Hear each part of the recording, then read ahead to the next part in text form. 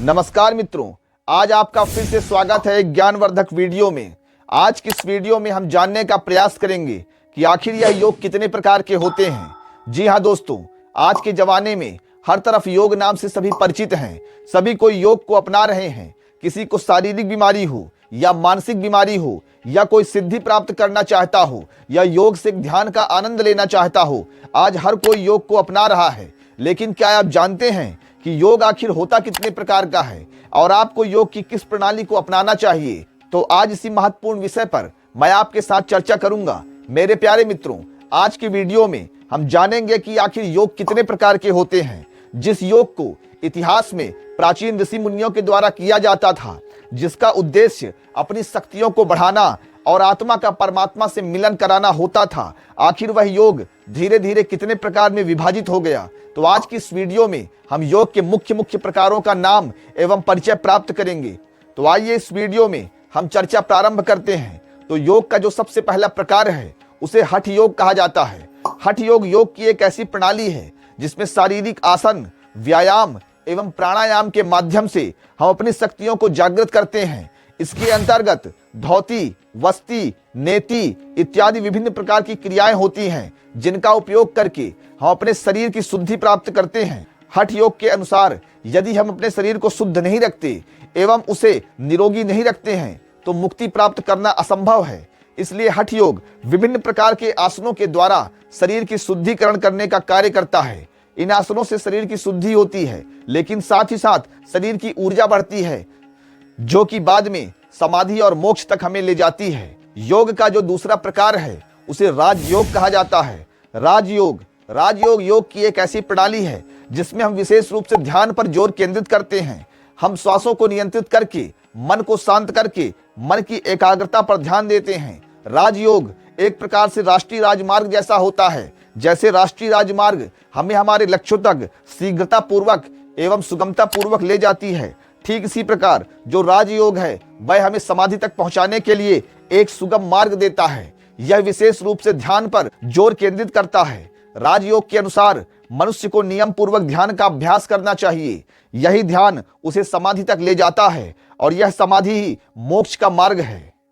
योग का जो तीसरा प्रकार है उसे कुंडलिनी योग कहा जाता है। कुंडलिनी योग के अनुसार हमारे शरीर में जो अष्ट चक्र होते हैं, जो सबसे नीचे का चक्र होता है जिसे मूलाधार चक्र कहते हैं, वहां जो ऊर्जा सन्निहित होती है वह हमें अधोगामी दिशा में ले जाती है। लेकिन जब हम साधना के द्वारा, ध्यान के द्वारा, विभिन्न मुद्राओं के द्वारा जब अपनी उसी शक्ति को मूलाधार चक्र से उठाते हुए अपने विभिन्न चक्रों के द्वारा जब उसे सर्वश्रेष्ठ चक्र अर्थात सहस्त्रार चक्र तक ले जाते हैं तो उससे हमें मुक्ति की प्राप्ति होती है। अर्थात हमारी शक्ति जब मूलाधार चक्र से सहस्त्रार चक्र तक पहुंच जाती है तो वही परमात्मा के मिलन का कारक हो जाती है। इसे हम कुंडलिनी योग के नाम से जानते हैं। चौथा प्रकार होता है भक्ति योग। भक्ति योग की एक ऐसी प्रणाली है जिसमें हम परमात्मा तक पहुंचने के लिए नाम जप, ध्यान, भजन, ईश्वर के स्मरण करना, उनके गुणों की व्याख्या करना इत्यादि के द्वारा लगातार ईश्वर का स्मरण करते हैं एवं अंत में हम ईश्वर को प्राप्त करते हैं। यह योग भक्ति योग कहलाता है।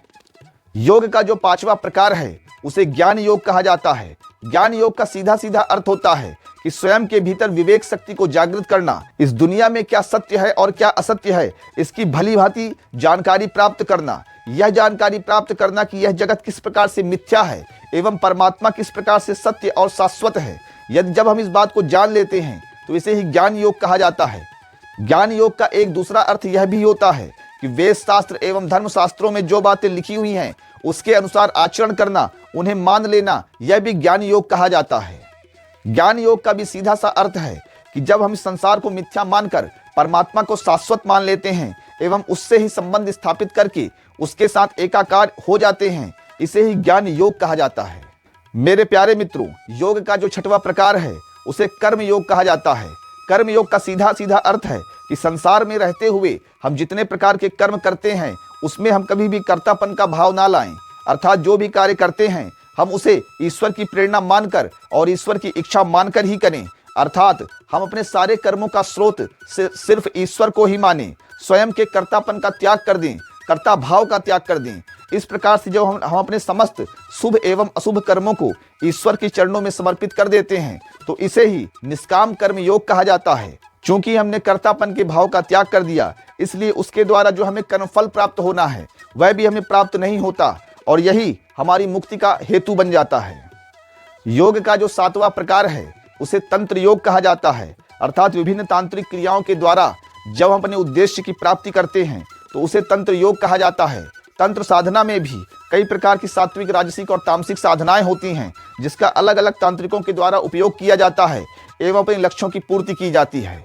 समय के साथ साथ योग में अलग अलग प्रकार की विभिन्नताएं आई।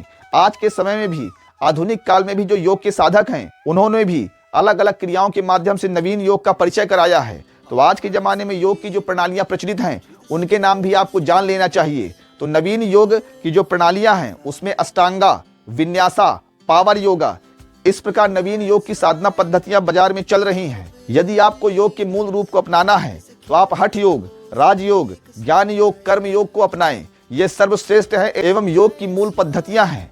लेकिन जो योग की नवीन पद्धतियाँ हैं वह भी शरीर और मन को बहुत ज़्यादा लाभ पहुँचाती हैं। तो आप अपनी इच्छा के अनुसार अपने योग का चयन कर सकते हैं।